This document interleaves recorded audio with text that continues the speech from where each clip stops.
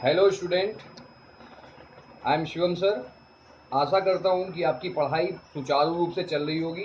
आपकी पढ़ाई में योगदान करने के लिए आज मैं आपको पार्ट 1 रासायनिक विज्ञान की मूल अवधारणाएं पढ़ा रहा हूँ। इसमें जो आपका विषय है परमाणु। परमाणु क्या होता है? किसी तत्व का छोटे से छोटा कण, किसी तत्व का सूक्ष्मतम कण जो रासायनिक अभिक्रिया में भाग लेता है, परमाणु कहलाता है। परमाणु परमाणु क्या होता है? किसी तत्व का छोटे से छोटा कण या किसी तत्व का सूक्ष्मतम कण जो रासायनिक अभिक्रिया में भाग लेता है, परमाणु कहलाता है। हाइड्रोजन परमाणु का प्रतीक होता है H, नाइट्रोजन परमाणु का प्रतीक होता है N, ऑक्सीजन परमाणु का प्रतीक होता है O, क्लोरीन परमाणु का प्रतीक होता है Cl। अब बच्चों, जब बहुत सारे परमाणु आपस में मिलते हैं तो अणु का निर्माण होता है। तो हाइड्रोजन परमाणु आपस में मिल करके हाइड्रोजन अणु का निर्माण करते हैं। ऐसे ही नाइट्रोजन परमाणु आपस में मिलकर नाइट्रोजन अणु का निर्माण करते हैं। ऑक्सीजन परमाणु आपस में मिलकर ऑक्सीजन अणु का निर्माण करते हैं। क्लोरीन परमाणु आपस में मिलकर क्लोरीन अणु का निर्माण करते हैं। ऐसे ही सल्फर के 8 परमाणु आपस में मिलकर सल्फर के अणु का निर्माण करते हैं। सल्फर अणु का सूत्र होता है एसिड। इसी प्रकार फास्फोरस अणु का सूत्र होता है P4। ओजोन अणु का सूत्र होता है O3। ये बच्चों बहुत ही महत्वपूर्ण सूत्र हैं, इसको आप लोग याद कर लीजिए। बच्चों, अब हम बता रहे हैं आपको परमाणुकता। परमाणुकता परमाणुकता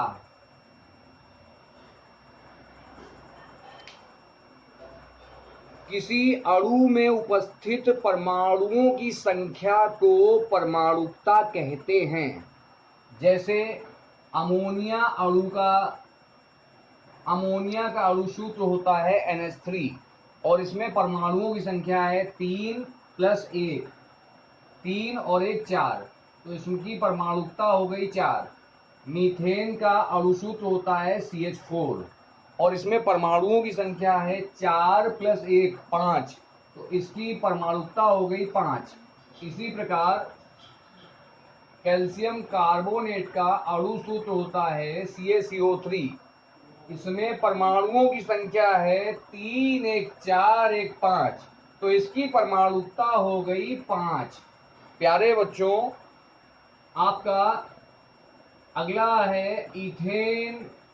इथेन का अणु सूत्र होता है C2H6। इसमें परमाणुओं की संख्या है 2 6 8, परमाणुओं की संख्या 8 है, इसलिए इथेन की परमाणुकता हो गई 8। तो बच्चों, आप लोग परमाणुकता बहुत अच्छे से समझ चुके हैं। अब बच्चों, मैं आपको बता रहा हूं डाल्टन का परमाणु सिद्धांत। बहुत ही अच्छा सिद्धांत है बच्चों, बहुत ही महत्वपूर्ण सिद्धांत है, आपके एग्जाम में बहुत पूछा जाता है। तो अगला विषय है डाल्टन का परमाणु सिद्धांत।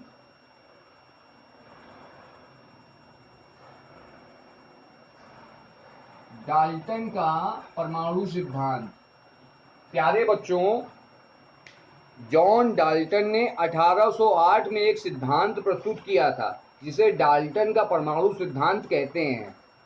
जॉन डाल्टन ने 1808 में एक सिद्धांत प्रस्तुत किया था जिसे डाल्टन का परमाणु सिद्धांत कहते हैं। डाल्टन के परमाणु सिद्धांत के अनुसार, नंबर 1, डाल्टन के परमाणु सिद्धांत के अनुसार प्रत्येक द्रव्य छोटे छोटे कणों से मिलकर बना होता है जिसे परमाणु कहते हैं। नंबर 1, प्रत्येक द्रव्य छोटे छोटे कणों से मिलकर बना होता है जिसे परमाणु कहते हैं।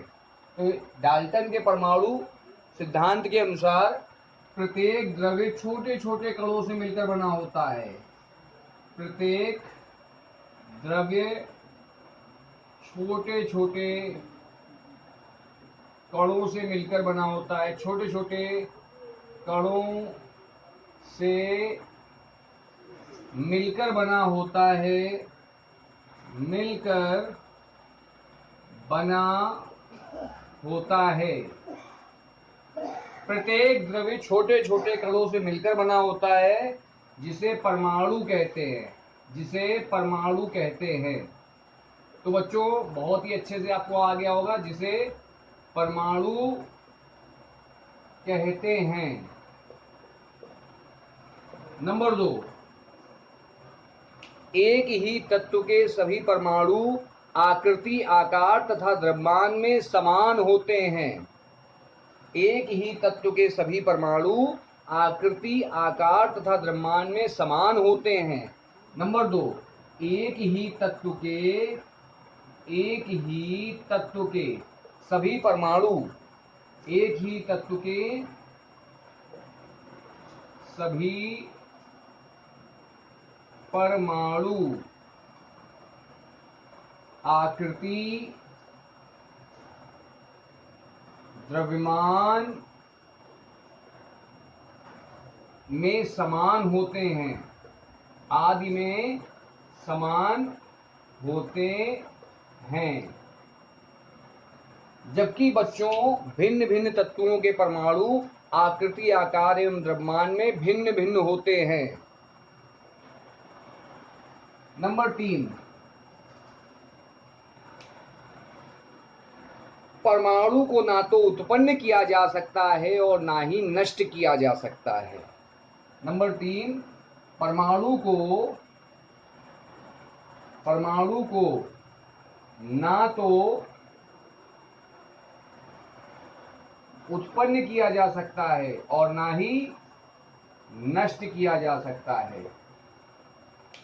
नंबर 4, विभिन्न तत्वों के परमाणु एक निश्चित अनुपात में संयोग करके यौगिक का निर्माण करते हैं।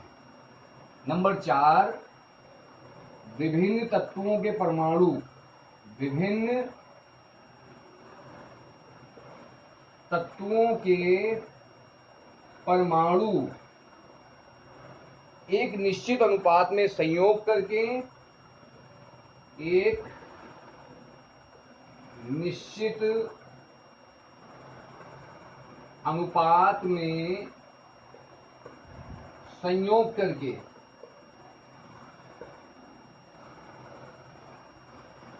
एक निश्चित अनुपात में संयोग करके यौगिक का निर्माण करते हैं, यौगिक का निर्माण करते हैं। तो बच्चों ये था डाल्टन का परमाणु सिद्धांत। अब मैं आपको बताऊंगा डाल्टन के परमाणु सिद्धांत की, बच्चों मैं आपको बता रहा हूं डाल्टन के परमाणु सिद्धांत की सीमाएं। तो डाल्टन के परमाणु सिद्धांत की सीमाएं निम्नलिखित हैं। डाल्टन के परमाणु सिद्धांत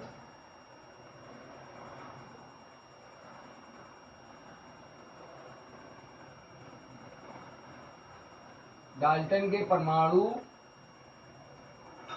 सिद्धांत की सीमाएं। तो बच्चों अब हम लोग पढ़ेंगे डाल्टन के परमाणु सिद्धांत की सीमाएं।